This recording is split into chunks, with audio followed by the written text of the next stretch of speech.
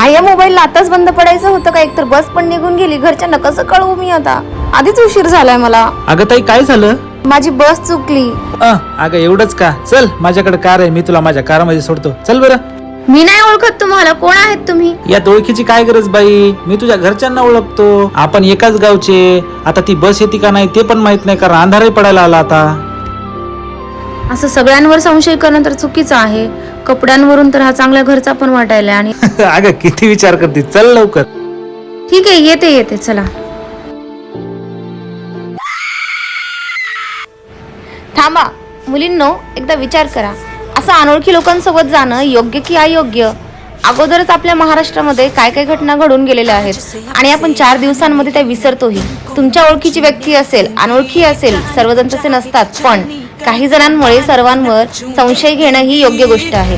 आणि सर्वात महत्त्वाचं म्हणजे अनोळखी व्यक्तींवर विश्वास करणे